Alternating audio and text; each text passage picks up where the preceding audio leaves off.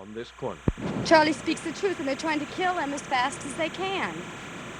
Every time he opens his mouth, he speaks the truth, and they can't stand it. That's why they're trying to kill him. They're trying to kill the truth.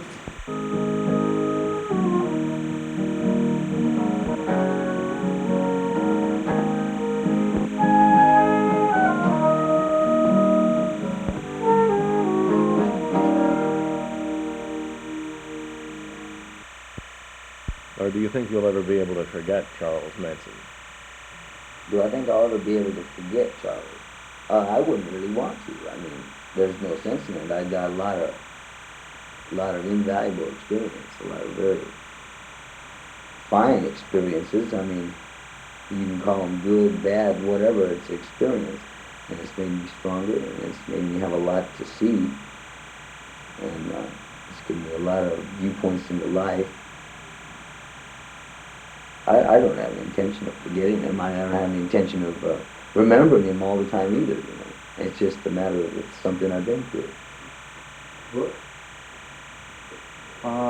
I don't think I'll forget Charlie because all the things that I did with him, I've learned a lot from it. I don't think there's any point in forgetting it because I can do a lot with it now. And, I might be able to show someone else that road ain't exactly what it's cracked up to be. That just because people holler love, it ain't necessarily so.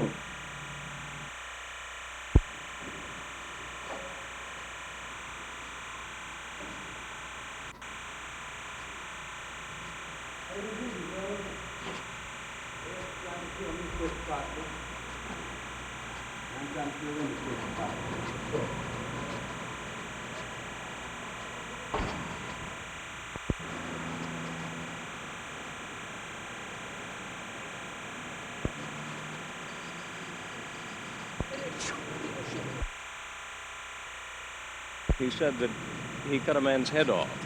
Was that the truth? You better believe he's gonna cut some heads off when he gets out of here. He's gonna cut all your heads off when he gets out of here. 'Cause that's what you got coming. Anything would be better than the hell that even tulips live in. Or, he did it himself, you know. But they know they can't sell him, but they're trying to keep him clean, you know.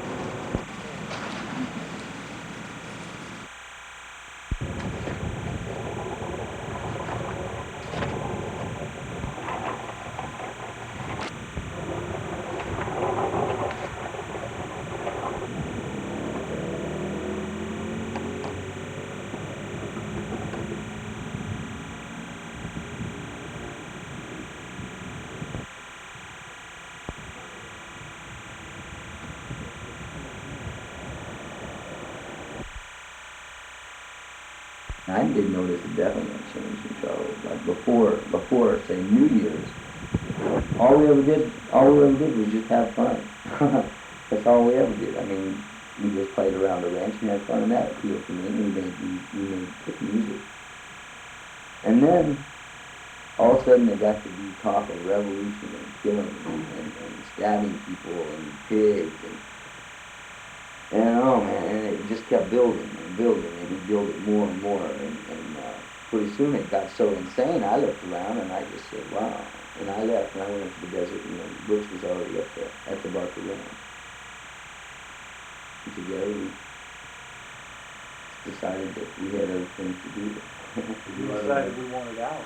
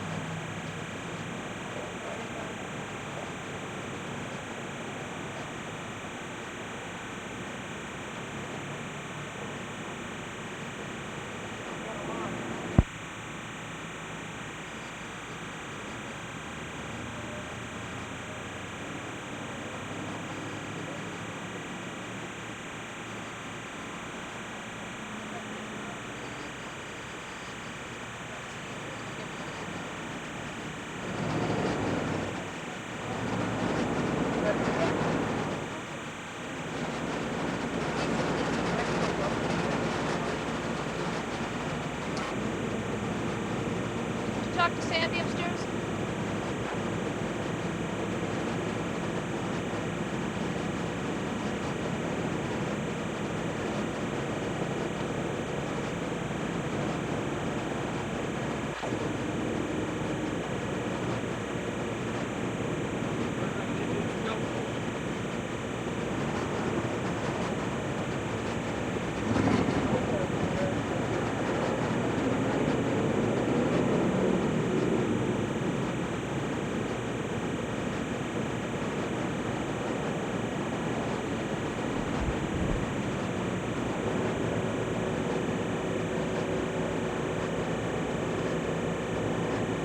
It's pretty strange how the news distorts, you know, what little Charlie did. You know, tired, you know. He just, you know, he'd rather, you know, be sent up. He says, okay, I chopped it up. I'll say anything you want me to say. Just, you know, give me some rest, you know. So everybody's very happy now. They got what they wanted, you know. But when he says anything else, and they don't pay any attention to that. When he speaks a lot of the truth up there, you know, they don't pay attention to that. They just pay attention to what they want to pay attention to.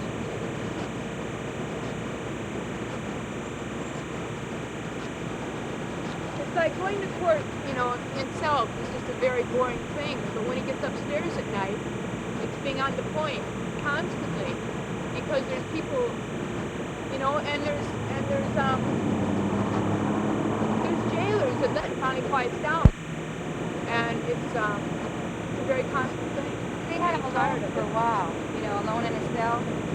And then all of a sudden, you know, a lot of people up there are just putting him with all kinds of, you know, all kinds of people. And then they say, oh, Charlie, you're just being paranoid. Yeah, well, I'm aware of what you're doing. Hate it or it was someone else does. Like when he told him that, he said, told Charlie that he beat him. You didn't know yesterday at all?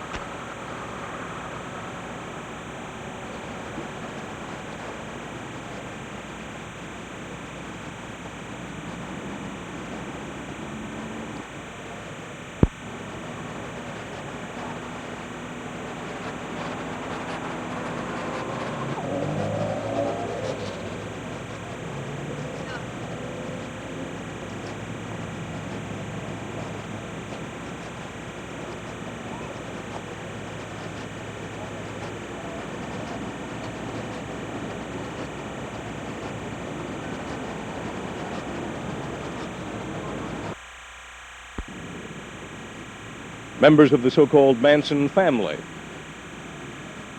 Members of the so-called Manson family, who camped for nearly 8 months on a street corner outside the Hall of Justice during the last trial, are here again. A 4-month growth of hair covering their heads, shaved bald in protest of Manson's sentence of death.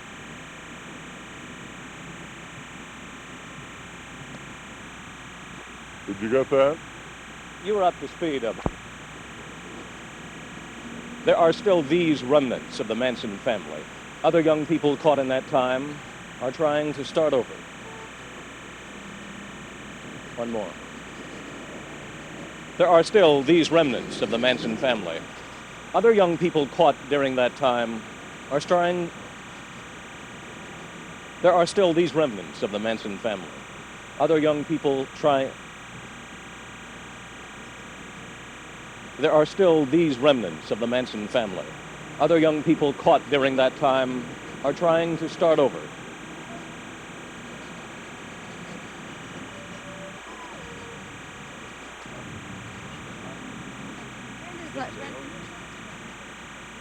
Is Mr. Spawn still out at the ranch? No, He's moved? Yeah, he's moved. Is he in the trailer? No, he's moved to Oregon. Oh, he has. Is there anyone at the ranch? No, the ranch has been bought. Oh, who bought it? Some German man who cheated him out of the land, you know. What have you been doing since Charlie was sentenced? Well, we've been kneeling on the corner, and then for about 5 or 6 days straight, we crawled on our hands and knees from Doheny to here, trying to wake up some people. It seems like the only time the news comes around is when they get some juicy bit of information that they want to hear, you know. Charlie's tired. He's being harassed quite a bit, and he's tired, you know. What do you think about the second trial now? He's not getting any justice. In other words, he doesn't have his voice. They still won't let him speak. And the only time when he does speak, they distort his words. Still, he's just trying to let some truth out. That's all he's doing, you know. Is it just about the same as it was for the first trial, do you feel? Well, they're just going through jury selection now, but there's no justice in those courtrooms, you know. When they don't even let a man defend himself, you know, when he can't even speak and another man has to speak for him that he can't even communicate with, then it can't be a fair trial. How long have you been here? Nearly a year? Yeah. What have you learned? Learning that this is falling, that this Christian thought is falling. There's a new thought arising. We learn that the only truth we've ever heard comes from Charles. See how they keep him down. They keep him from having his own voice. You know, for his own life. They don't let him speak. Here's an experience that happened to me today, which doesn't mean much. I was caught in the jury room. I didn't even know it was the jury. And I said, I didn't know it was the jury room. And they said, you're a liar, you know. Now they tell you, they don't let you speak, and when you get a word out, they put it down. They only want their reality. Their own, yeah, our reality is much stronger. And they're trying to kill it as hard as they can. Yeah, justice is coming. Justice is coming in your streets. Fires are coming. It's the only way. You could let him speak and let him go peacefully, but you choose to ignore the truth, ignore your children, ignore what you've been doing to people, poor people, for a long time. Now it's all coming back at you. And I don't like, you know, I don't say that with hatred. I just say it as a statement of fact. Wake up. You gotta wake up.